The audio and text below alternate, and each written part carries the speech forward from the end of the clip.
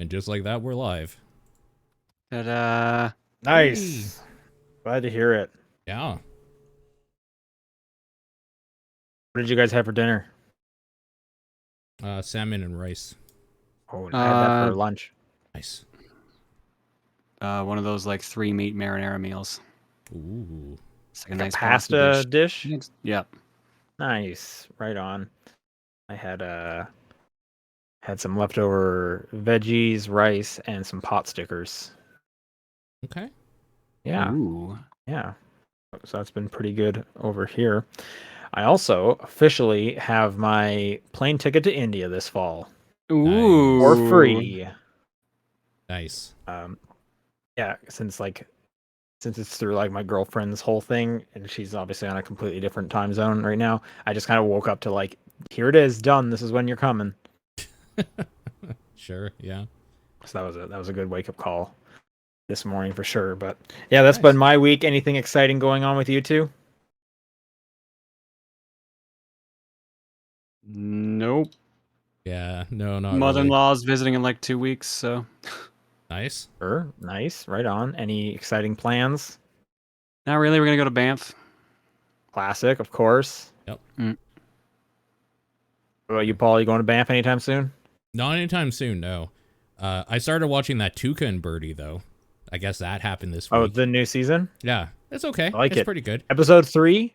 I honestly I like it Fantastic. the first 3 episodes so far more than like all of season 2. It went back to the weird wow. absurdist thing that Okay. like the first season did. It's just silly weird shit going on all the time. It's pretty good. I like season 2 a lot. There's a lot of really funny moments that I still like reference. But I did think episode 3 was pretty good. While we're talking about TV shows, the rehearsal started. Amazing. Yep. Nathan Fielder's new show, and it's just so nice seeing him starring in a show again, since it's been so long and he's been like behind the scenes. But for anyone who's a big Nathan For You fan, this is like one long Nathan For You sketch. So that first episode was fantastic. It is psychotic in the perfect way. It is so good. I really, so you watched the first episode, obviously. I love when he has to like feed him the answers, so they go on a walk, and the guy's like, "Oh yeah, there's a hostage situation going down there," and it's like, "Curse the Chinese for creating gunpowder." Yeah, that'll. Oh my god, it's so good. It's like the weirdest villain just ever. And then at the end, it's like the big reveal about everything. It's so good. Also, it's better to almost just watch that thing, just knowing. If you like Nathan Fielder, you should just not look up what it's about. Oh, for sure. Yeah. But yeah, that's a cool thing. I do agree. If you don't know Nathan Fielder, you should go watch Nathan For You, because that is a fantastic show. Absolutely. I've been, for whatever reason, the algorithm on Twitter has been feeding me a bunch of like really old Nathan Fielder sketches from when he was on like CBC. And those have been pretty hilarious too. There's one where he's like interviewing like the CEO of CBC, and he's like, "Oh yeah, so do you like our show? Do you watch it?" And he's like, "Yeah, of course. I think you guys do a great job." And he's like, "Cool. What interview of mine did you like?" And he like sidesteps the question, and Nathan's like, "You know, he didn't really answer it. Like, come on, what was your favorite interview?" And he's like, I don't really want to like pick favorites." And he's like, "Just name one." And the guy's like, don't do this. And he's like, "Just name one interview." Oh, it's so good. Yeah. Very enjoyable. Yeah. He's a psycho. I love it. I love Nathan so much. He's so good. Absolutely, for sure. I'll also give a shout out. Only Murders in the Building, new season. That's great as well. There's a lot of really new. What We Do in the Shadows season is great. I'm watching so much great stuff right now. Yeah, a lot of stuff is coming out. Any TV on your plate, John? You watching anything at all? Nope, not at all. Fair enough. Just not really in the mood. I feel like if I'm gonna watch anything, like I feel like I'm gonna watch like a movie or something like that. Like I have John Wick 2. I have a bunch of stuff I want to catch up on. Sure. Yeah. With 4 coming out. They just put that photo up. Yep. First image of John Wick 4 today. Nice. All right. Well, I know you've been playing stuff, so why don't we talk about video games on the top-down perspective for July 21st. I'm Sean Booker. Paul Fleck. John Wheeler. And John, let's start with you because I have it downloaded. I want to play some Hot Wheels DLC. Yeah, the only thing I really played on my spare time was Hot Wheels Forza 5 DLC, or other way around, I guess. Forza 5's Hot Wheels DLC. That is Hot Wheels. It's actually pretty cool. Did you play So, the Forza 3 Hot Wheels? No, I have Okay. not. So All I don't have any like comparison for it, but the map size seems pretty good. There's a lot of like weird loops and everything. It definitely feels very Hot Wheelsy. There's like only one like weird plastic toy thing they put in there. So like there's only like one like little fire breathing dragon, but they put in like the little like wind turbines. They put in like speed boost pads, like water slides, stuff like that. But like there's like no like weird spider trying to lock you in place or any of the other stuff that's in like the actual Hot Wheels video games. I did see like a rundown. I think there's 3 dragons, but it could also be maybe it's the same dragon 3 times or something. It might be but the same dragon 3 times, yeah. Yeah. I mean, that's still pretty good for a racing game to have any dragons, as far as I'm concerned. I feel like if any racing game was gonna have more dragons, I would have expected Forza Horizon, I guess. Okay. All right. How many dragons are you needing then?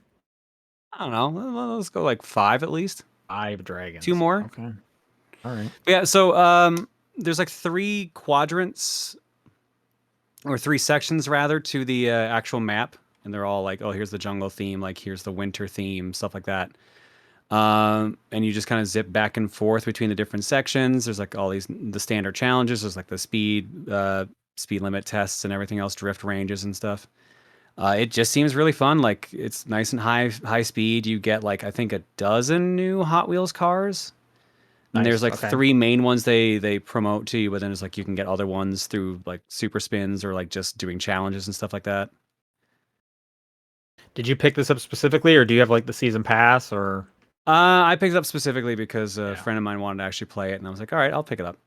Yeah, Because that's I what I have did as well. Twitch gave me the season pass on PC, but I've been playing it on Oh, console okay. and it doesn't transfer. So I'm just like, ah, crap. Well, guess I'll just play it this way.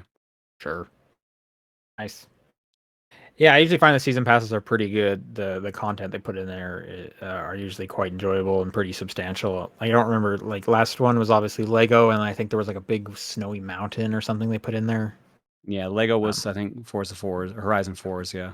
Yep. Too.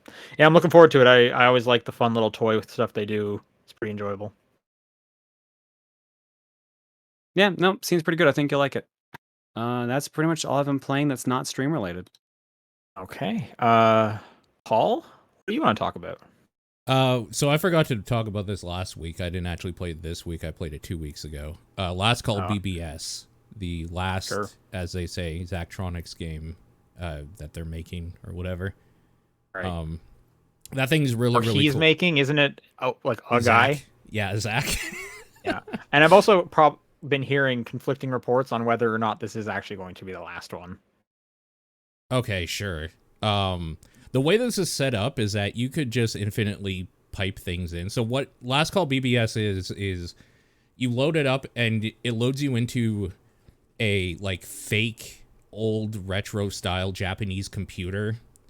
That and there's like kind of a story and through line going on in there that I think like either an old coworker, your brother or something. No, I think your brother gives that to you and like it's something that they worked on or something back in the day that he found and thought you would like or whatever.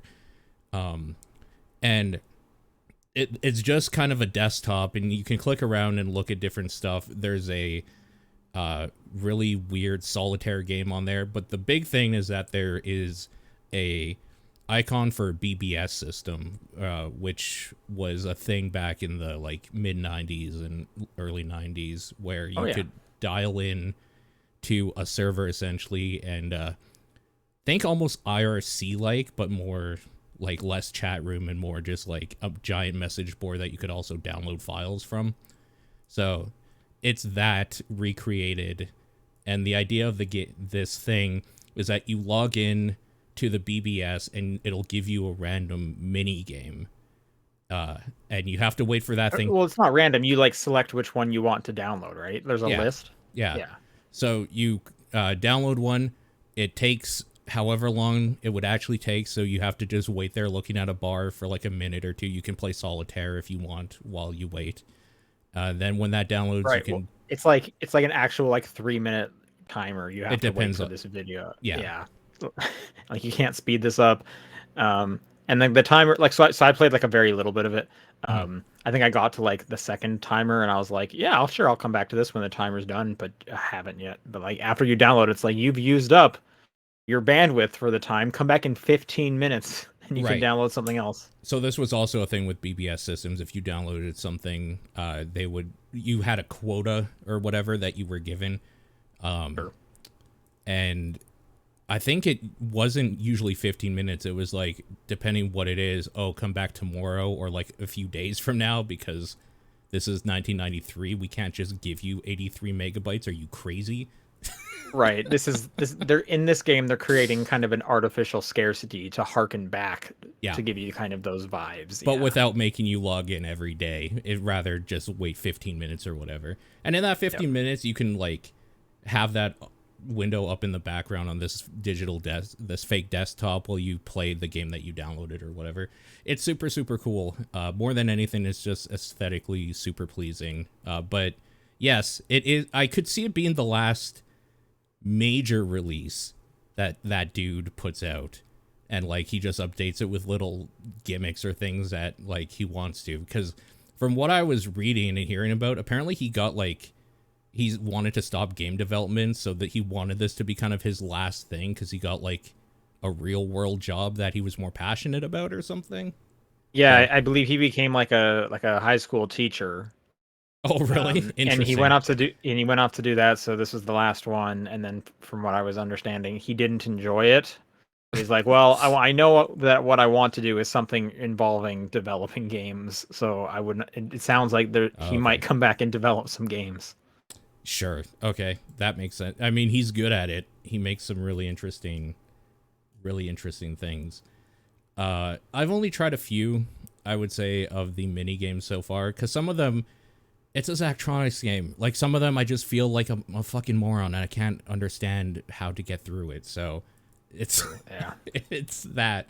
One of the ones I really like, though, is I like the standard programming one where you are like running a food court stand of some sort, and you have I've heard that specific one is a lot of people's favorite, is the food one.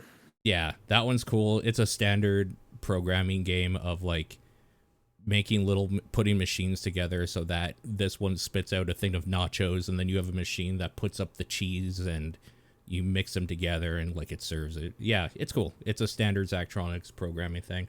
Another cool one is there's one where it's Gunpla. You just put together mechs, like toy mechs. You punch them out and like snap them together or whatever. Like, that's pretty neat. Just a whole bunch of really cool little things in there. But I think that product is just fantastic. And the fact that it's on Game Pass, so if you have that, you can just download PC Game Pass. Game Pass, yeah. You can just download it, is phenomenal. I think that thing is so cool, and it's so unlike so many games that it's just worth checking out. Especially if you have like any nostalgia for the 90s and like, I guess, late 80s. I don't have nostalgia. That's what I'm wondering is like, do you see like a Gen Zer having any interest in this game, or is the nostalgia kind of driving a lot of it? A very specific Gen Zer, yes, but no, generally no. I don't think so. Yeah. Like, I'm just wondering if like even the whole download thing, they would look at it and just be like, oh, instead of it being like, oh, this is fun because I remember doing this, it's like, this sucks. I want my instant gratification. I could have had my chicken dinner in PUBG by now or something. Yeah, exactly. Yeah, exactly. That thing's cool. Just a public service that people should play it. I've spent a job's worth of time this week in PowerWash Simulator. That is a good metric of time. I like that. Well, okay, a part-time job. It's about 28 hours, I found out. That game is not impressive in any way that you think is like, oh yeah, the gameplay loop's phenomenal. Like, it's exactly what you think, but it is so zen, and just like putting on a podcast and just kind of turning down for the night and like, I'm going to clean this plane, or like, I'm going to clean this metro bathroom or whatever. And just the instant gratification of seeing a job well done, mixed with the like little burst of happiness you get anytime you clean a specific thing. It makes a nice little like ping sound, and like it shows a number go up. It is programmed to just make you feel good the whole time you're doing it, even though it's kind of a slog, honestly.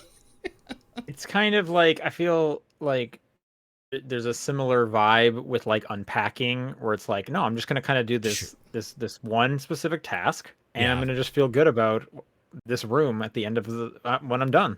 Sure. This also got me down a rabbit hole of what I'll call yard talks or lawn talks, where it's just lawn work TikToks of people just like mowing the grass, and it's really like calm. Well, it's sped up, so you're not just watching somebody for like an hour do a little like a yard or something. But it's the same kind of idea of just, I don't know, putting everything right or something. I'm gonna say this whole lawn thing. This is some big dad energy. Yeah, you're giving off. The even the comments on those videos are just like saying how dads be like, and then like exploding head or whatever. Just like, yeah, it's true. It's true. Yeah. But and then of course PowerWash Simulator. Like I've been talking with people and they're like, we should just power wash stuff. It's like, yeah, but it's different when you're in the sun in 30-degree weather, lugging around this heavy equipment and like actually not having infinite water, and like some things won't get clean no matter what you do. You have to get down and scrub it. Like it's different. It's not this. You don't want to do this for a job necessarily. This is the whole thing of like, oh, why don't you just play a real guitar when I'm over here playing Guitar Hero? Yeah. And it's like, no, that takes actual effort. I hate that whole thing. It's like, you could be doing this. It's like, yeah, I could also be learning a language. Like, I'm playing a video game, though. That's what I want to do. Yep. Power Simulator is great. I definitely would not have checked it out if it wasn't on Game Pass, because that seems like something I just wouldn't buy for myself. But now I'm starting to wonder, like, is that lawn mowing simulator? Is that any good? Oh no, this is how you go down this path, my dude. Yeah, this is how it starts. You're reaching your final form. Yeah. And you're gonna get into like woodworking and stuff shortly. Dude, you don't even know. For the last month, I found this dude who does woodworking on a lathe on YouTube, and I just like go to sleep with those videos because they're so good. Those videos are the best. Sure. I mean, I'm sure we all have this. John, do you have what's your biggest dad energy flex you got going? What, for like a game? Probably Pacross, right? No, just in general. Like Paul's looking at lawn mowing videos. There's got to be something you're doing that's like this. I literally have to do yard work. Okay. Yeah, sure. Yeah. I fixed our dishwasher. I've like fixed our toilet. Like, those are some dad points. Yeah. Yeah. No, I've done a bunch of things. I've had to install like brackets and mounts and like shit on walls and stuff like that. Yeah. Last time I tried to install something on the wall that wasn't just like a nail to hang a picture, the bike fell out of the ceiling, and now I have 2 holes in my ceiling that I taped over and try not to think about. Great. So all I'm saying is I wear the youngest host of this podcast badge with pride. Sure. Yep. We're gonna die sooner. I also like Black Licorice. That's all I've been playing. That is absolute dad energy right there. Black Licorice. That's crazy. I like Black Licorice. Well, I thought saying that we were gonna die first was. I was like, what? What? Well, I guess it's both of those. Jesus. Yep. All right, I've been playing a whole bunch of stuff. Let's start with Green Day Rock Band, the game I know everyone's asking about. They want to know now that I've experienced it. A fun fact about Guitar Hero games. Yeah. Did you know in 2009, Activision put out 5 distinct Hero branded games that don't include like the DS spin-off ones? Actual full-fledged Hero titles. They put out 5 in 1 year. 5? No, I didn't know that. I believe this 100%. They flooded the market like fucking crazy. It was insane. I was going through and I was because all my rhythm games showed up in the last week, and I was like, I should play through these. Yeah. Like in order that they came out, so I can kind of see like how it evolved a little bit, which features they added and removed, blah blah blah. And I was looking through, they put out 5 in 1 year, and I'm not even including like Rock Band games, just in the Hero series. But Yeah. anyway, I'm playing Green Day Rock Band first, which is not actually the earliest, but it was just the one that showed up first. So that's what I started with. Okay. Green Day Rock Band is kind of interesting when you compare it to the Beatles Rock Band, which would obviously be its closest counterpart. Because like with the Beatles Rock Band, all the Beatles is finished. So you get this like all-encompassing, like, here is a collection of what the Beatles are, as far as, you know, harmonics is concerned, and through a rock band lens. When Green Day Rock Band comes out in 2010, Green Day is not done. So you get kind of this hyper specific look at, like, I don't know, the first half of what is so far what we know as Green Day, and then it just like stops. That's already kind of different from the Beatles for sure. The licensing is also different, or kind of interesting, because it seems like, and this is what I'm just kind of picturing as I'm going through these track lists. The more popular the album, or the more recent the album was, they were able to license the entirety of it, or they chose to license the entirety of it, because they have all of Dookie, they have all of American Idiot, Of course. and they have all of the one after American Idiot, 21st Century something. 21st Century Breakdown. There you go. See, now I should preface this. I'm not a huge Green Day fan. Yeah, I stopped listening after Dookie myself. I pretty much kind of started and stopped in like the first 4 songs of American Idiot, because once Jesus of Suburbia starts, it's like, this song is 9 minutes long, and I just never got past it. Okay, fair.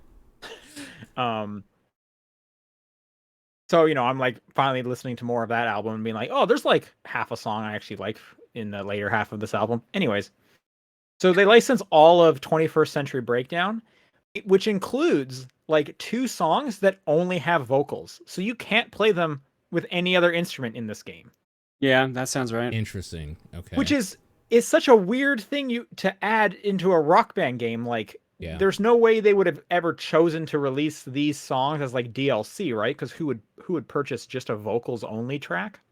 From what I remember, this game actually came out like the same time, like the same month that 21st Century Breakdown it was came very out. Yeah, they're very close to together. I think 21st Century might have actually been the year before, but it was definitely pretty close to the release.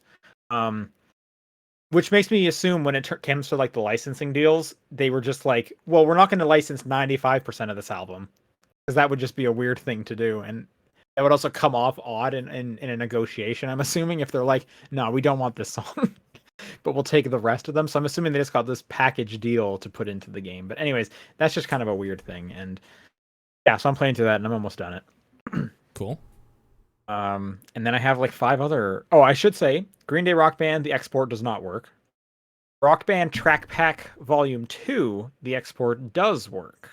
So I was able to put those into Rock Band 4. Okay. Because I know everyone's asking and curious. I mean, it's good, info to have. Why not? In the year of our Lord 2022, for sure. All right, I played a bunch of other stuff, including finishing off Tiny Tina's Wonderlands. Okay. I bought the season pass, or I bought the edition of the game that had the season pass. The DLC in this game is laughably bad. Typically, the expansions to the Borderlands games are pretty decent. Like, you're getting a whole little story. You're getting like a 4-hour chunk, a whole new zone. It's got a whole handful of quests. They did away with that whole structure. And what they did instead is, first off, none of the voice actors are back. So Tiny Tina is not back. They didn't get Andy Samberg. They didn't get Wanda Sykes. So none of the quote unquote celebrity voice actors are back. They have just one woman with this new character kind of doing the narration. And the way they set it up is, it's like there's 3 chunks of DLC, and each one of them is like 5 stages. You play through the stage, and they're like, cool, you unlocked this stage now on a hard difficulty. And it's the same for all 3 of them. So they want you to replay each of these DLC challenge rooms 4 times. There's your DLC. Oh. Like, that's it. It gets a little bit harder. That's pretty theoretically lazy. The loot would get a little bit better, but yeah, we found getting the loot from the like currency outside of it was a lot better because it gives you like a special currency you can then spend outside of these DLC. But just the idea of like, hey, you did it. Why don't you go do that 3 more times? And then that's a whole DLC chunk. It's like, this is nonsense. I did it all because I was so close to just having done everything in that game. But wow, was that a letdown? Yeah, that sounds terrible. What isn't a letdown though is I played through all of Escape Academy. Okay. How difficult are these puzzles in there? I don't think they're that difficult. Okay. I play a lot of puzzle games though. Mhm. And I also played it in co-op, so there was 2 of us. Okay. So for those who don't know, Escape Academy is basically like a series of escape rooms that you're going through. It's very kind of like Myst-like in terms of you're in like an area. You have to go around and see like, okay, this is giving me 3 numbers. Oh, and there's a lock over here that's asking for 3 numbers, and this will unlock this, which will give me an item to use over here, which will unlock this, and like an escape room. Yeah. With a like shoestring of a narrative where you're at an academy for escape room students and learning to become the best escapers you can be, escapists or whatever. Okay. The narrative is silly and extremely obvious, and it's just it's not really the draw there. Yeah. You're here to play the 10 puzzle rooms that they have set up. Yeah. And they have different versions. Like some of the puzzle rooms will be like, oh no, and water's rising, so you better make sure you unlock this ladder and get to the next floor quickly, and yada yada. But it is very, I think, co-op focused. You can do it single player. The fun thing about co-op is much like It Takes Two or A Way Out, is you will see your partner's screen. You're Okay. seeing what they're looking at, which is really useful because it'll be like, hey, can you stay looking at this clue while I go over to the input thing because I need to see what Oh, that thing says so I know how to input it. sure. Yeah, yeah. Otherwise, the game does tell you at the beginning, you should probably grab a piece of paper and a pencil, Yeah. which you might want to do as well. But having the 2 of us was usually fine enough. And then it's a really great co-op experience of us walking around and just kind of being like, all right, I have 3 chalices here, so just trying to convey all the information each of us have. And it's like, oh wait, didn't you say something about like 4 different colors? I found something where you can input colors, and then we can go back and yada yada. I think Escape Academy is very fun. They definitely set it up for like at the end of year 1, so there could be like your sophomore year at the Escape Academy, and the devs have already come out with like a roadmap, and there's going to be DLC, which I'm going to happily pay for some DLC. Have you ever played or any interest in the We Were Here series? Because this sounds exactly like it would be up your alley. Oh, We Were Here? I don't think I've even heard of that. We Were Here is a co-op like puzzle games, and there's We Were Here, We Were Here 2, We Were Here Together, and We're Here Forever.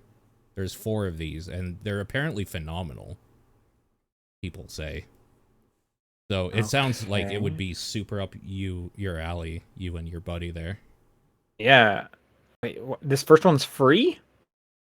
Yeah, the first one is, but the rest of Oh. them, I think they're like chapter based, or they have some sort of through line through them. Okay. I'll have to look into these because these do look cool. And well, I mean, the real question is, do these not Steam Deck compatible, unsupported? So like, I guess people have pretty tried. much Yeah. dead to me, as far as I'm concerned. Why would I even bother? Just nonsense. Yeah, I'll have to look into that. That's a good recommendation. Escape Academy's on Game Pass. I highly recommend it. I think it's super fun. Otherwise, I think it's like a $15, maybe $20 game. Sure. I also played through a game called Mothmen 1966. This one I'm excited to hear about. I've been eyeing this. Yeah, this is basically just a visual novel with some like really light puzzle elements here and there. It is primarily though just a visual novel. It is maybe 2 hours long at max if you're a slow reader. This is Oh, this is closer to like an hour and a half. It is basically you are sitting down and watching just a movie of some like pulpy 80s schlocky horror going on about 2 teens driving into the woods, coming across like a weird gas station, and then monster of the week shows up. yeah. I liked it. I think it did it totally succeeds in just being a pulpy kind of basically a movie. You're sitting down and you're watching this movie. There's some cool little visuals. It's all pixel art, but they do some fun visuals just with the pixels alone. And it goes to some pretty like silly places. Uh, fans of Twilight Zone, fans of Archie's Weird Mysteries. Sure. Oh wow. Yeah. Would probably enjoy this game. I think it's like $8 or $9. It's a short little thing. Yeah. I also think it's on absolutely everything. But again, it's called Mothmen 1966. It's by like a 2-person team. I think in like South America, and they're already working on Barney a second Lake game. Yeah, that's coming out. They said this year, so who knows? Well, there's a playable demo for that game in this game. Oh, is there? Okay. Yeah, I was gonna ask, are you gonna play Barney Lake now too? I'll probably check it out. Like, I enjoyed my time with this. I also just kind of really liked the whole bite-sized nature of it. Like, this is a movie in length. I basically sat down and watched a fun little movie about Mothmen and weird animals and shit. And yeah, it was cool. Mothmen 1966. Cool. The last game that I've been playing, which apparently all of Twitter has been playing, is Stray. Otherwise known as the cat game. I'm sure everyone has seen everyone playing this on Twitter, or their cat has been watching them play it on Twitter. Which I'm honestly kind of surprised how popular this game is. I feel like people like cats. Yeah, which I don't get, because cats are kind of assholes. So like, people like really assholes. like cats. Yeah. I don't have anything against cats. My cat growing up sucked. So, I don't have a huge affinity towards cats. Dogs now you're talking. That's a pet. That's a friend right there, as far as I'm concerned. Meanwhile, Paul and I both cat owners. Well, then let me tell you about Stray. It's a game where you play as a cat, and there's other cats, and the cat does cat things, like every time you come across a carpet, you can scratch it up because you're an asshole. Or if you come across a door, you can scratch the door, because I guess cats have nothing better to do than ruin this door. I will say, though, this game looks fantastic. The environments, the lighting is good. I personally don't think the cat actually looks all that good, especially like the fur. But maybe that's just me, because I don't see anyone else complaining about how the cat looks. I'm sitting here being like, I don't know, man, this looks kind of blocky. Like, these are not distinct fur. Like, where's my individual furs here? But anyways, the cat animation's great. It'll rub against stuff. When you get a little like backpack kind of harness thing. When you put it on, the cat like gets real low. Like, it doesn't like that there's something on it and it's trying to get underneath it. Like, yeah, it makes sense. If you've seen a cat, you're like, that's a cat. This is what cats do. So everything you're saying is like, yeah, I know, I'm into it. What is the game? Because every video they've shown, it looks like you're a cat walking and cool shit's happening that you're not controlling. So it seemed like it might be boring, and I need you to tell me there's actually a reason to play it besides the cute factor.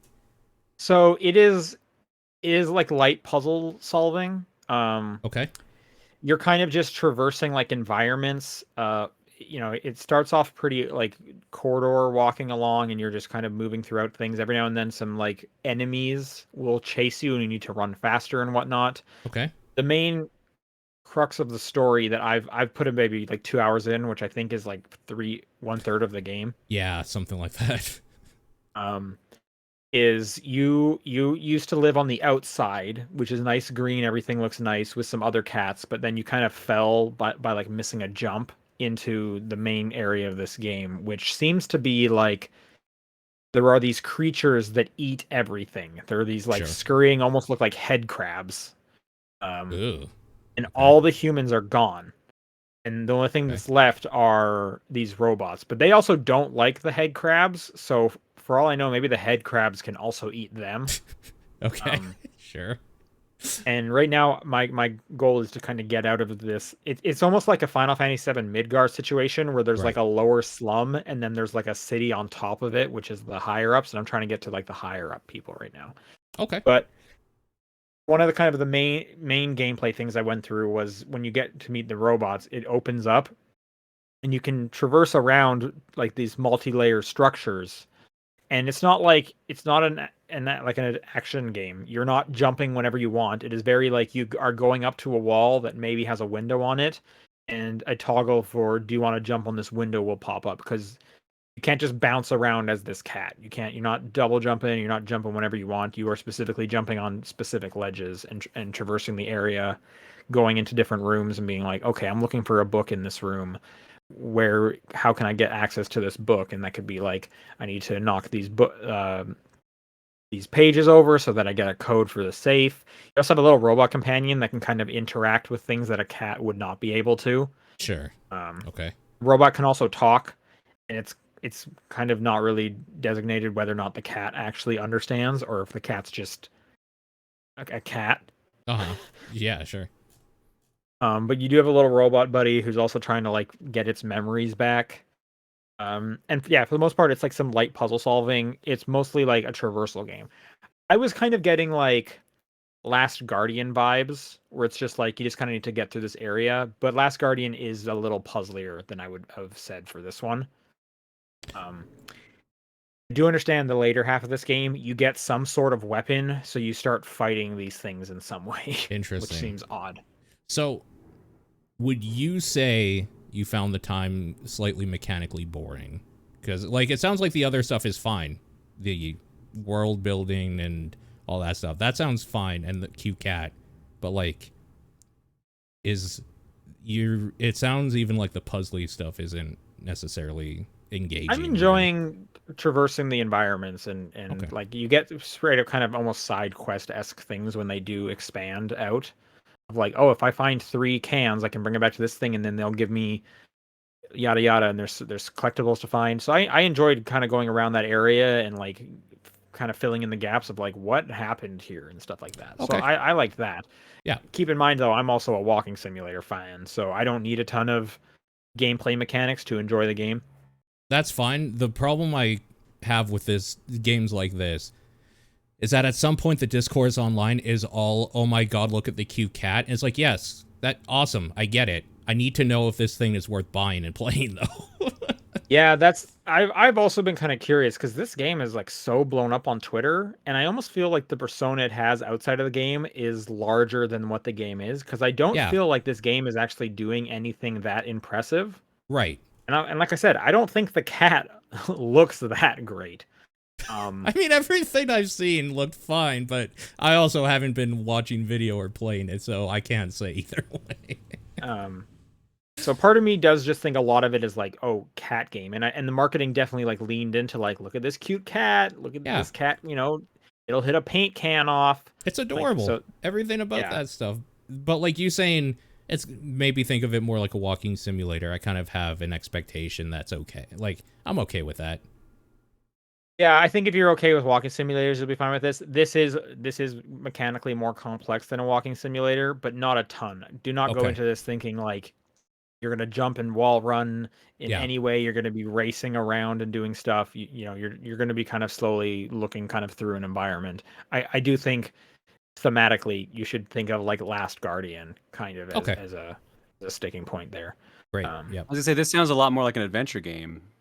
Yeah, no, I would call it kind of more adventure game, but you know, definitely not point and click. And there is definitely more moving mechanics than like your typical Telltale one, where you're just basically walking around and talking to people. But yeah, I would say that a lot of the like gameplay of it is kind of you're walking to one area, doing a small puzzle, walking to another to give this person the item that you just got, and then they're going to give you a different item that you're going to bring over here. And there is straight up like, get these wires and bring it to this person, and they will turn these wires into a coat for you, and then you can give the coat to the cold robot and stuff like that. Yeah, that sounds great. I just needed to know because the way people talk about this thing, it's literally just, oh my god, so cute. So I needed to hear what this game actually is without just watching a video that'll spoil something. Yeah, I mean, the narrative is not like a huge thing, so I feel like you could definitely watch a video of kind of the gameplay and it would not spoil anything for you. It is on PlayStation Plus, so I subscribed to that because that was like the cheapest way to get access to it. I also understand the PC version of it is kind of buggy, so if you have the option of playing the PlayStation version, It sounds like that's the more stable one. On PS5, right? How does the PS4 version of this? I don't know if there is a PS4 version. There is apparently. is, I had people tell me that there is. Oh, I just don't know how it is. I haven't heard anything. I haven't about heard anything about the PS4 version. I didn't Okay. know it existed. it. Okay, fair enough. I'm also hearing that they have patched it, so maybe it's running better on PC. Who knows? I know there's a 10% off discount on the Steam version because I was really trying to decide like, where should I get this? Should I get it on PlayStation Plus? If I get it on Steam, I can play it on my Steam Deck. Although here's another fun thing with the Steam Deck I did this week is I figured out how to get a PS5 remote play working. So I was just playing some like Horizon Forbidden West on my Steam Deck in bed the other night. It was working great. Nice. So that was pretty cool. And that's the big batch of games that I have been playing. Cool. Nice. John, have you tried out your Steam Deck at all yet? I've played one game on it. How do you like it? How do you like it? Seems all right. Like, the wider stance feels comfortable. Problem was I was playing it when I was doing the first charge, so I didn't get to play with it loose. But okay. Yeah, no, like it feels pretty good. The buttons are good. The speakers on that thing are phenomenal. Holy cow. Looks good. I love that it has a night mode for the display. Because I'm primarily playing it like in bed before I go to sleep, and I love that I can, cut out some of that blue light. Nice. Yeah, there's like a lot of little things that I like. I like that you can customize the weird digital keyboard you're using on your screen. You can use your Steam points if you got a bunch to just get a bunch of extra ones. Like I said, I haven't had a full run of it yet. Like I just played around with it a little bit and left it at that. I'm gonna be playing Rogue Legacy 2 on it at some point in the next week or two. So nice. What did you play on it already? So far, just Donut Dodo, which is just like a little arcade retro game. Cool. Nice. Cool. Right now, I'm looking to try and find a reliable way of getting Xbox Remote Play working, which from the reading I've done, I have not successfully found that yet. But I would love to get that going at some point. But yeah, I use Game Pass, the xCloud on it all the time, and it runs fantastic. Nice. All right, let's do some news. Start off with a quick one. Mario Strikers DLC was announced. I guess it was updated today. So this added today. It added 2 new characters, 1 new court, and 1 new piece of armor. Is this enough to make it worthwhile? Because I know, John, you were kind of on this. I'm on the fence about it, but apparently also I got sent the patch notes at some point, and apparently they tweaked the AI a little bit, which that would be one of my biggest complaints. But it's still a game where, like, if you're doing only single player content, you are going to be sorely disappointed. But if you're playing multiplayer, then like, it's definitely up there. Okay.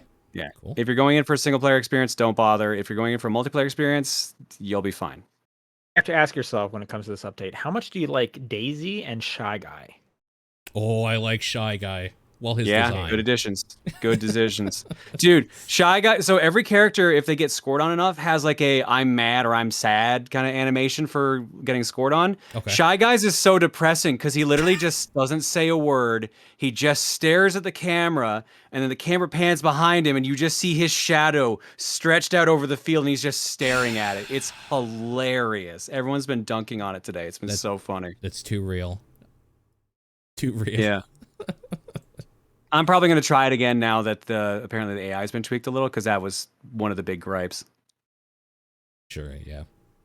But yeah, they've announced that they're doing 3 free DLC packs.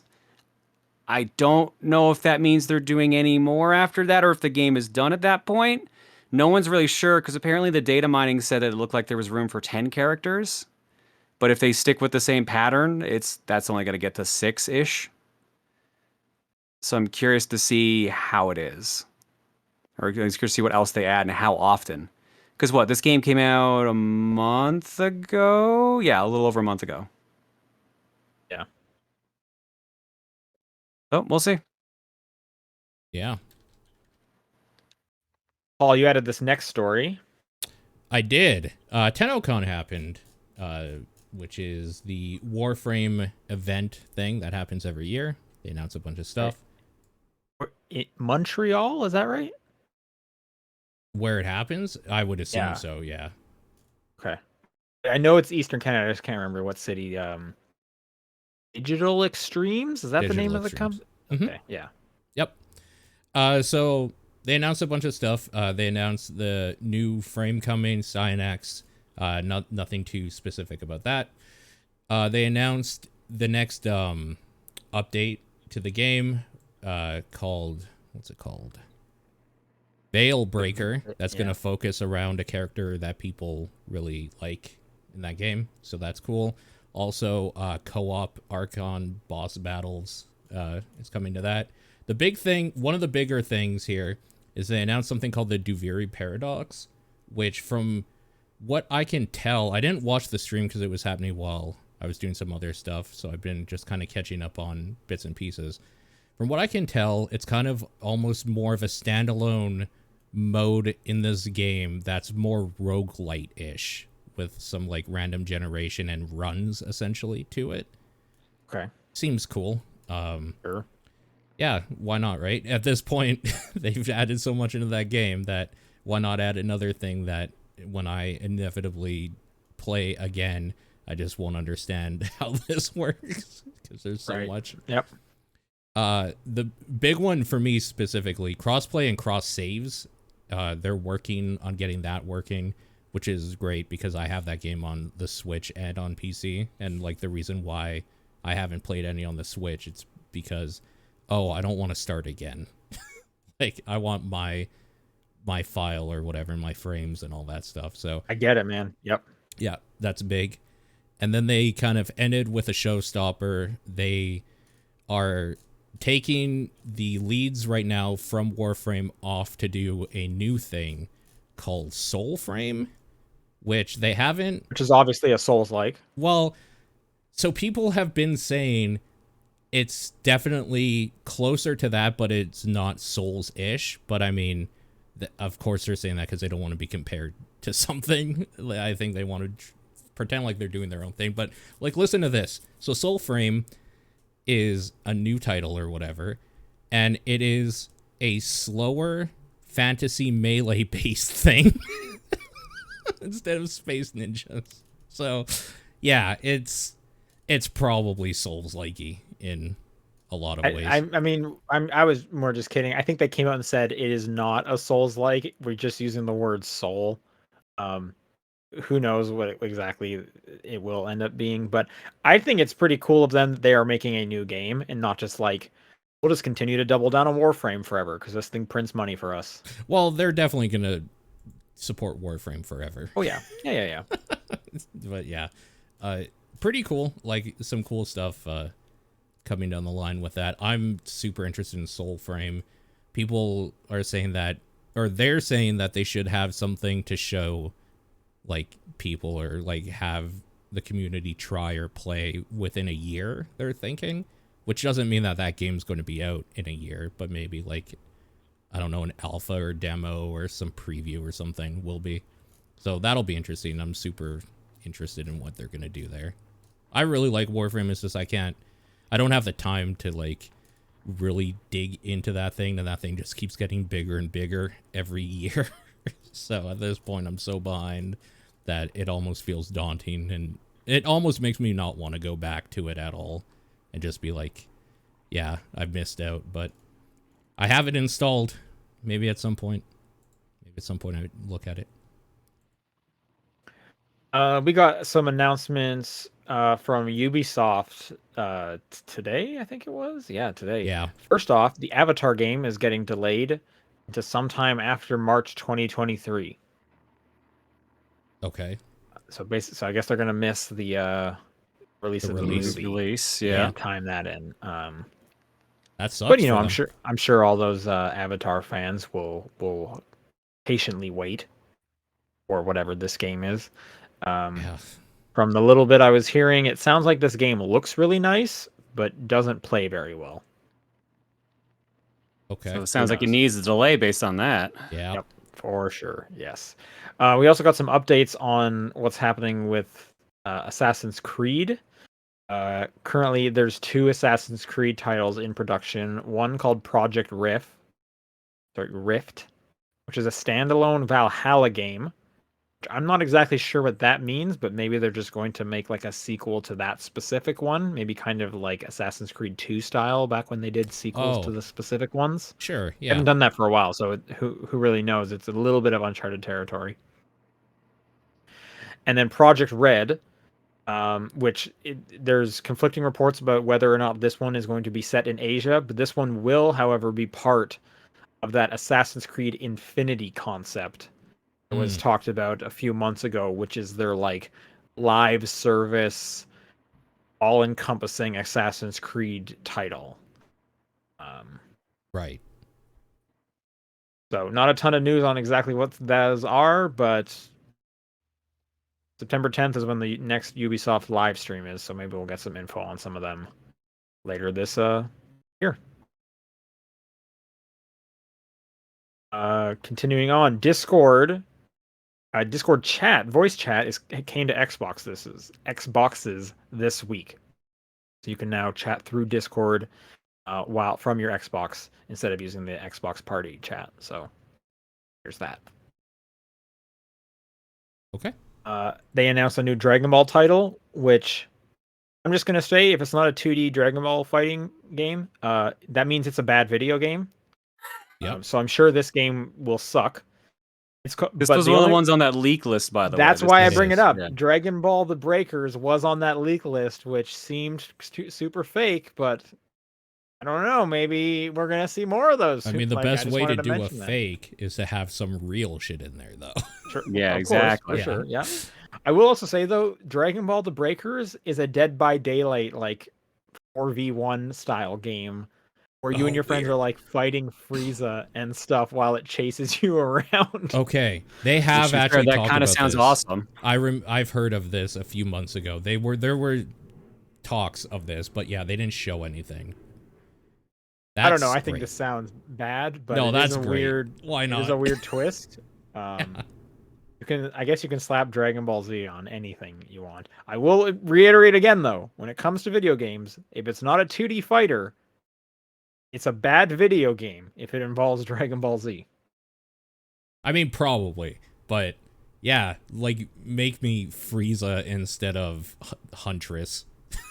And like make Goku restart a generator or whatever the fuck you do. You probably find the Dragon Balls, right?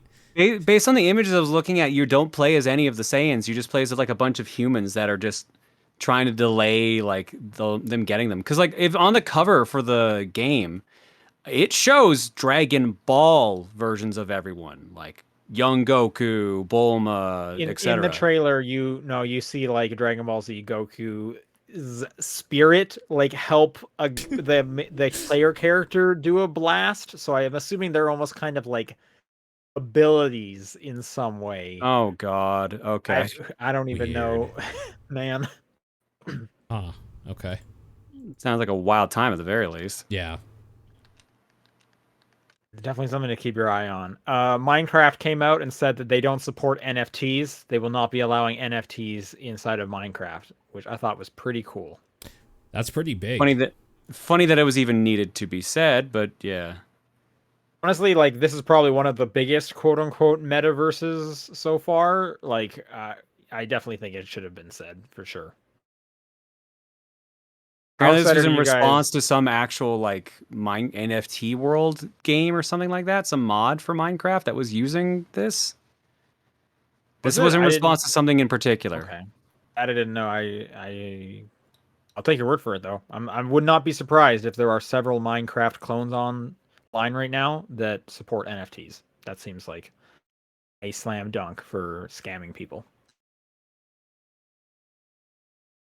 What might not be a scam, though, is a sequel to the Mortal Kombat movie. True. That's been announced. The same director is returning, Simon McCoy. That's new. That hasn't been announced, but yes, that makes sense. And Mortal Kombat is 2021, so that's the one that's getting a sequel. Did either of you guys see that first one? The more recent one, no. Yeah, there's an episode of TVP where it might be one of my most disappointing. Oh, was it? I don't remember. I can't remember what one it was, but it was in my top 3. Yeah. Okay. Yeah, it's not great. It's not the worst movie, but it's not great. So I don't know.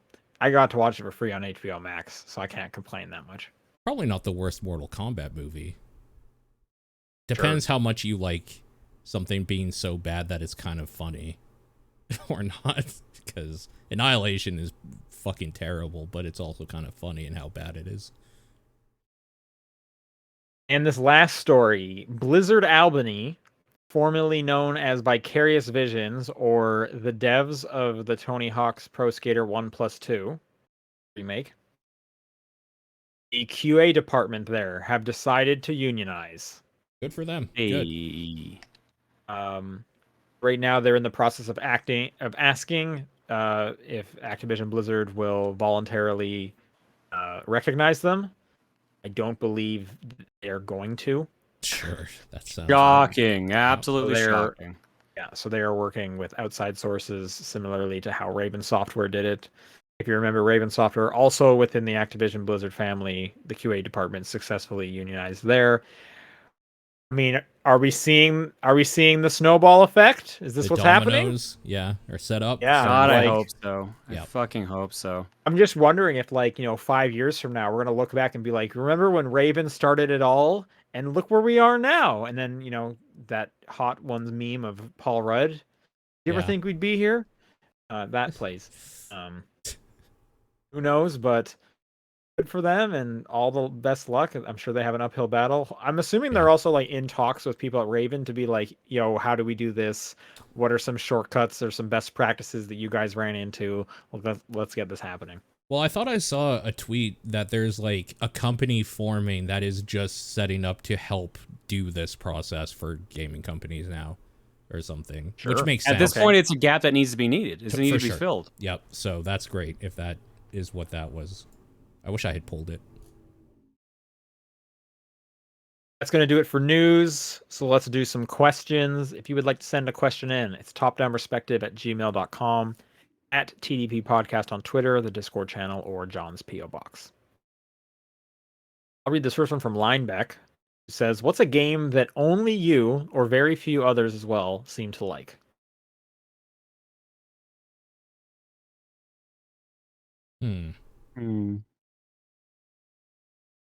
So many games have a decent big audience online, so this is pretty hard. Well, the ones that come to my head, it's they have a big fan, not a big fan base, and a very excited fan base, but it's very niche. Oh, so okay. It seems bigger, but I know there's not a lot of Hotel Dusk fans out there. Sure, that's a great one. Yep. That's a good one, yeah. I know other people aren't referencing Muscle March as often as I am. That's very true.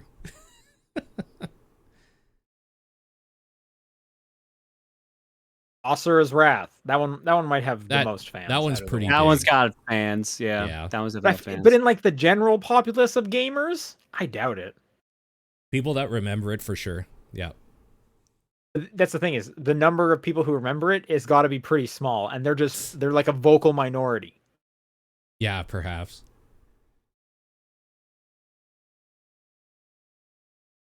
I don't know, man. I can't think of anything right now. Yeah. I feel like John, your answer for this is usually God Hand. God Hand's the same situation as Asura's Wrath, basically. Those who know about it love it. Vocal minority, sure. Are there any games that you guys can think of, though, that are not liked because, I don't know, it doesn't play amazingly? Not people forgot this to time or whatever, but actively people... it might be a bad game? People just, don't think about it because they don't they played it and hate it or don't like it or whatever.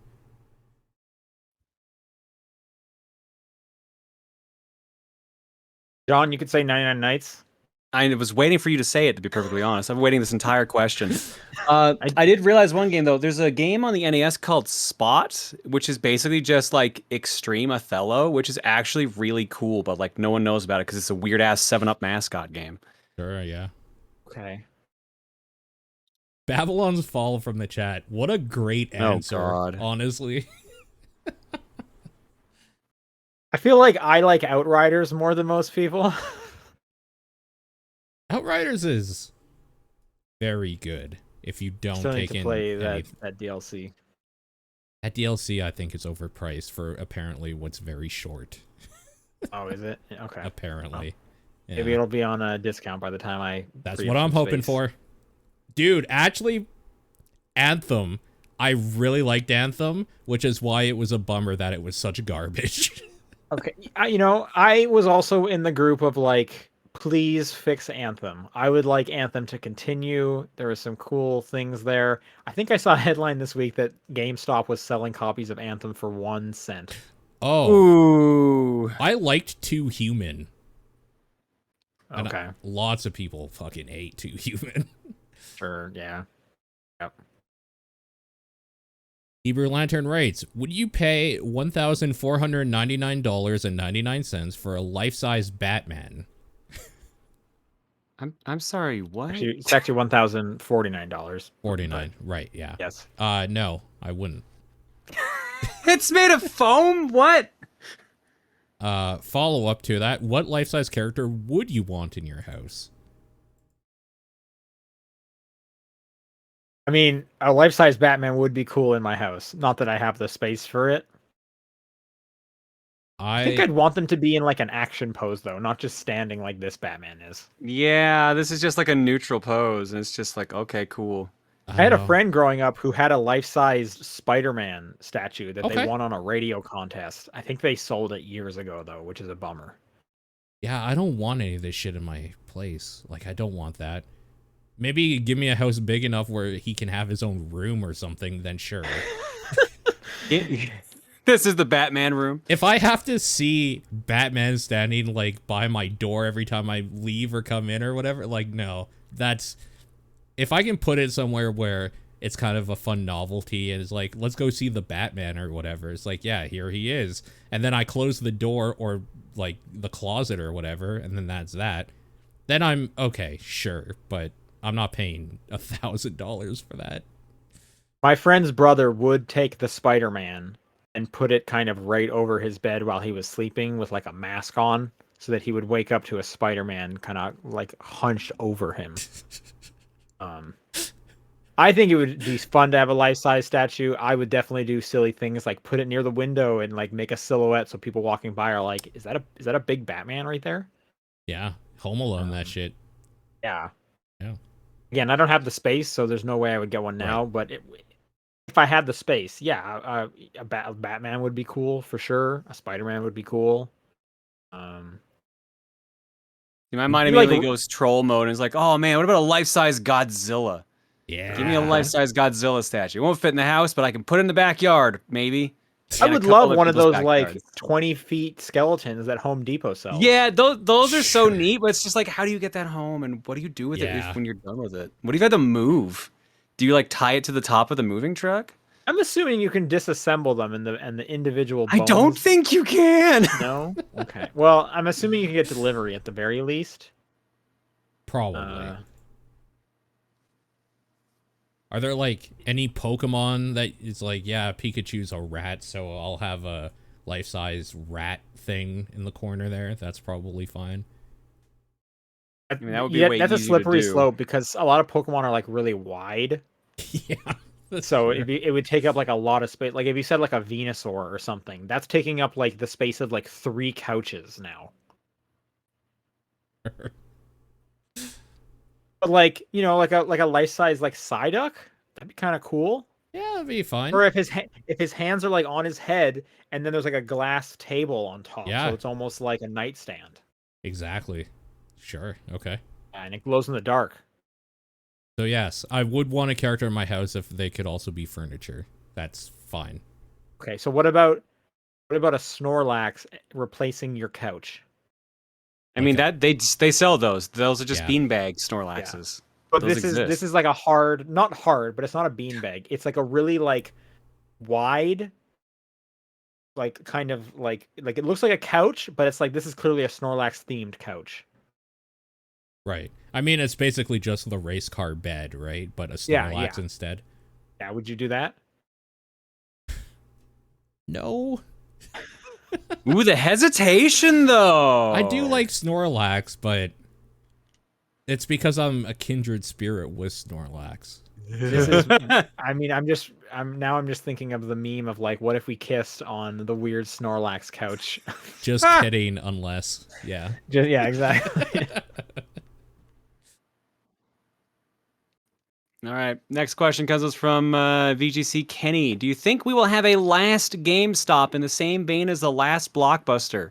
No, because I bet head office, as someone who has worked there, would shut down all the stores at once. I was going to ask you guys. 1,000% bet Yeah. that.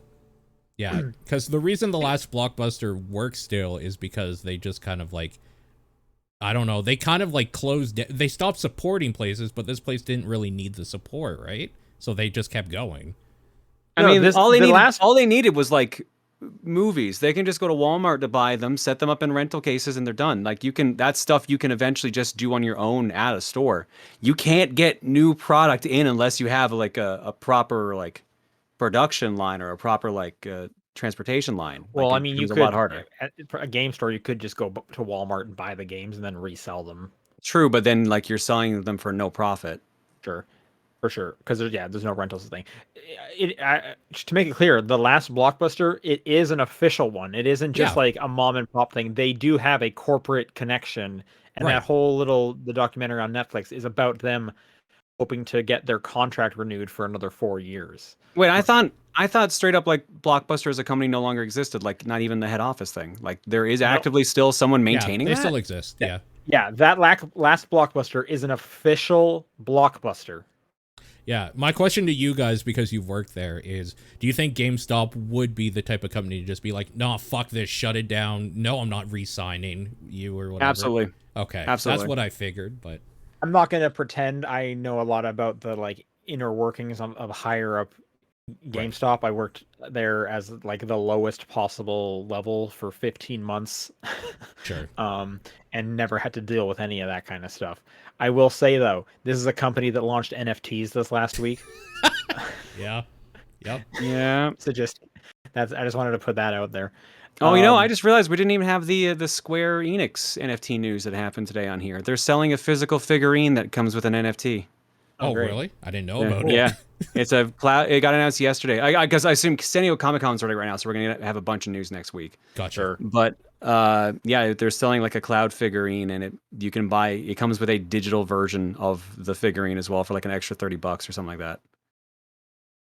I think we would get a last GameStop because they seem like the kind of company that, like a cockroach, would not want to die.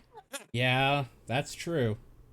I do totally like. I could also see John's thing of them just like widespread shutting everything down, and because I feel like that's also how like every store works, right? Every company, yeah. Like, I feel like Blockbuster is the one where somehow through a weird set of scenarios this has still existed, and I'm assuming it's because there must be somebody at corporate Blockbuster who just has like a weird level of nostalgia to keep this going or something, because this never happens. Yeah, at least I can't think of any other store. Like, there's not like a last Rogers Video. Like Toys R Us is the perfect example of like if the company goes down because they're bankrupt, like they're all gone. They're all gone immediately. But you guys still have Toys R Us. But because Toys R Us Canada is a separate entity. Right, and we still get Toys R Us's around like Black Friday. They just pop up for a month. Yeah, now it's a pop-up store because I think someone else bought the license apparently or something like that. So like that thing is kicking a dead horse through and through. Yeah. So meanwhile here it's still a store. It's still exactly what it was basically. Right. Yeah. It's literally just the US branch that shut down. I'm seeing in the chat they still have Toys R Us in Malaysia. Yeah, it's just the US branch. Boko writes, yesterday, I'm not sure which day that was exactly, Last Bible New Testament, a spin-off from the Megami Tensei series, was released on Nintendo Switch. Okay. Before, this game was effectively lost to time since it was only playable through some Japanese flip phone services. What's a game or game series that's more or less lost that you'd like to see ported to new systems? I would love to see like a remaster of the Beautiful Joe games. Sure, that'd be pretty cool. Yeah. There's a wide, there's a big selection of Japanese phone-only games that would be sweet to get over here that are basically just like phone game versions or weird versions of like Capcom games for the most part. Capcom did a lot of phone games over there, so any of those would be great. Translated, of course. I have the best answer, but I'm going to save it for the end because I don't want you guys to feel like you shouldn't answer. Okay. No, I agree with Paul. There's just so many mobile games that we didn't get, or like that were only available on certain models of phones and stuff like that. There's like a Ninja Gaiden game that bridges between the NES ones and the modern ones. There's like a whole not Kingdom Hearts, Final Fantasy game before Crisis, I think it was called, that does the same thing. Like you play as the Turks for Final Fantasy VII. Yep. That is. Yep. Just shit like that. All right, and now the actual correct answer to this question is 1 versus 100. Yeah, the fact that that hasn't come back in some form is kind of crazy. That game was so cool. All right, Rasterman7 writes, the other day I was having a discussion with someone after saying the Stanley Parable is a great game, to which he replied, it wasn't, due to some redundancies told in its message to the player, a metric he described as objective to measure how great a game is. While I don't agree with him, that got me thinking, what are some objective to measure how great / terrible a game is? Say, for example, playability, business model, so on. So what objectively makes a game good or bad? Yeah, right. Usually good controls, tight controls. Yeah, I feel like it needs to control well, like you are in Yeah. a way that you are not fighting with the Yeah. controls. I'm just trying to think if there's an example where someone could counter on that. I feel like if you're struggling to play the game, you would have a hard time saying it's a good time. I don't think you can counter because, like, that's also subjective. What people find is okay. As long as that person can interface with that game, then that's like the only real thing necessary for objective. Everything else is subjective, maybe. Yeah, it's hard because like if you try to break down like, well, how do you objectively say a piece of art is good? You can't. That's the thing. Yeah, I guess you can't. But at least with in order for it to be a game, you have to be able to interact with it, right? Yes, I think so. Yeah. I mean, not necessarily, but usually. Okay. Because there are some games that have, like, say their story mode is just like watching a cutscene, like say Metal Gear Solid. I feel like that's interacting. Watching the cutscene? Yeah, because I would almost argue like a visual novel is just reading it, but that is my interaction with it, is just reading it. Okay, so what do you mean by not being able to interact with it then in that case? Because then by that same logic, a movie is a game. Yeah. Is that? Yeah. I guess to make it a game, I have to be there's an input that I am doing. That's it. You have to have an input. Make it go forward. So in the visual novel sense, I am hitting A to go to the next line. Yeah, and making some decisions usually. Yeah, I mean, even if there isn't, at least that level of interactivity, I have done it. So those like Black Mirror choose your own adventure ones those are games. Yeah, for sure. I agree with that.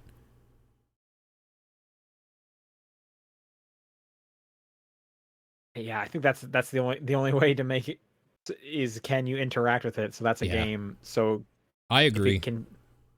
Yeah, I mean, video game, it's an art form, so it's going to be 99% subjective, right? Yeah. Yeah.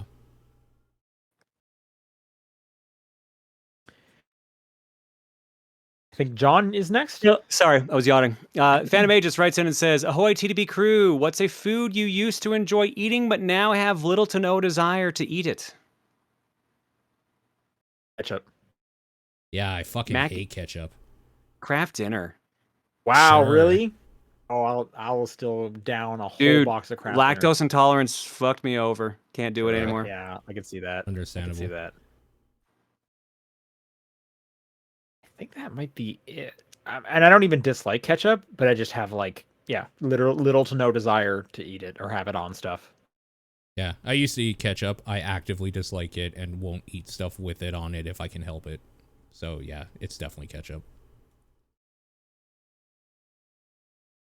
Suku, it's finally happened. The suits at Hollywood are diverting their full attention into video games. They want to turn insert franchise here into a live-action teen drama series.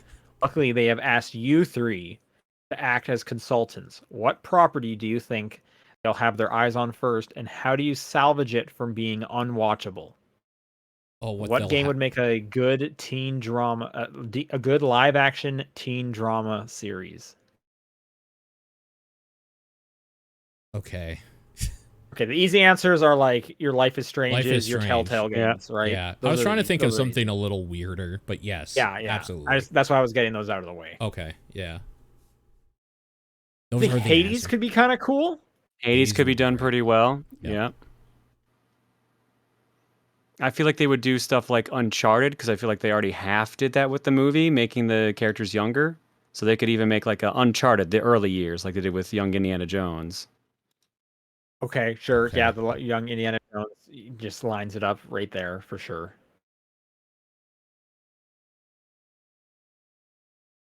I'm trying to think ones that aren't like really story based, because Hades kind of, you're just kind of leaning on the story, and because it has so many characters. Oh, Need for Speed Most Wanted. Got to get those. Ooh, got to get those pink slips. Didn't they already kind of do that with the movie with Aaron Paul? Wasn't that more of a drama? I didn't see that movie, yeah, I didn't so see I don't know. That would be a teen drama. So he's like racing. So like Razor Callahan is like a senior at this school in like a Letterman jacket that he has to eventually outrace. Yeah, and then the new kid comes from the city. To school. I don't know. So this is just turning into Fast and the Furious Tokyo Drift. I mean, it's literally just Most Wanted. Yeah.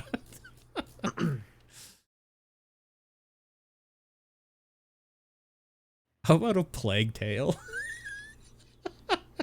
I hate them.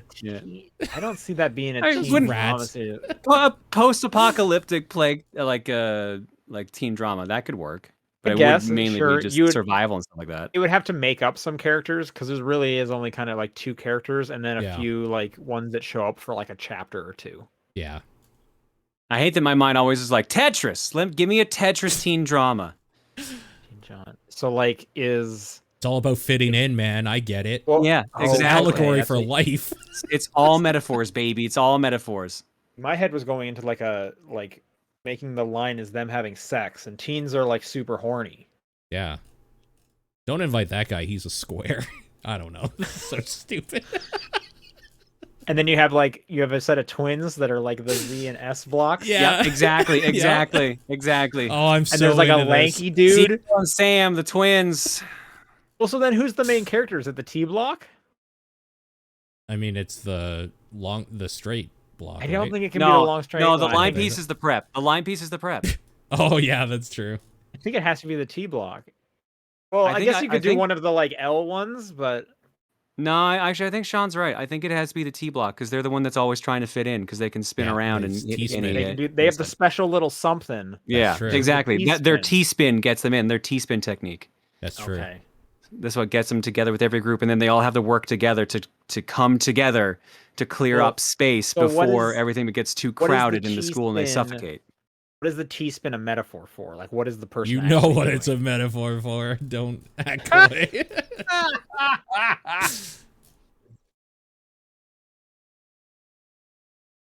Okay, sure. Yeah. I wasn't going to touch that. And then Paul with the last question here. T-Spin High is the name of the school. Okay, that's pretty great, actually. Lucas writes, final question. You can only have one paid streaming service for the next 5 years. Example, HBO Max, Netflix, Disney Plus, TV ones, etc., etc. You cannot watch or pirate any show that airs on any of the other streaming services for 5 years. What is the one you choose? I mean, in Canada, it's Disney Plus, because that comes with like a bunch of shit. Right, that's going to get you your Hulus. That's going to get you some of the HBO stuff. Netflix kind of sucks anyway, so sure, like that's probably It's it. definitely hard for down here. So it would for down here, like for me, it would be probably a tie between Disney Plus and Hulu. HBO's got some good stuff too, though. But do watch a lot of Hulu. Hmm. It would probably be a toss up between Disney Plus and Hulu for me. I don't use these services that often, but it would definitely be Disney Plus because it has like all the Fox stuff like Simpsons and Family Guy and etc. In Canada, I think that's an easy answer. Yeah, Canada it's definitely a lot easier. Does Crave factor in as an obstacle for you guys? Because Crave gets a lot of the stuff. Yeah, it does, and that's HBO. That's our HBO Max server as well. Right, but I think Crave gets some of the Hulu stuff down here as well. It gets Showtime as well. Yeah. Yeah. Yeah, and I think Showtime I think goes through Hulu for us. I think. Can't quite remember. I think Crave's thing is that they don't do as much of the original content, right? They're more of a like they have some, but I don't think any of it's anything. I know they have some like Hulu originals, I believe. Well, I don't think they do their own original service. Right. No, I think they're really just like we get the licensing from other countries deal. Yeah. It's a hard one. I feel like I guess if I have to pick Disney Plus. Yeah. And then for anybody that likes anime a lot, it's probably Crunchyroll, right? Like, yeah, I guess that's for a certain person. That's an easy answer, I think. That's going to do it for questions this week. Again, if you'd like to send in questions for next week, topdownperspective@gmail.com, at TDP Podcast on Twitter, the Discord channel, or John's P.O. Box. What is your game of the week? I guess it's Forza Horizon 5 for me. Oh, definitely PowerWash Simulator. I've been thinking about it this whole time. Oh my god. All the things you could have washed. Mine is going to be Escape Academy. Nice. And some things to look forward to. Our August TDP Plus poll is live, so go vote on what you would like to hear us discuss next month. And next week, we will be recording our Neon White episode of TDP Plus. So stay tuned for that. Otherwise, we'll see you guys next week. Bye. Bye, everybody.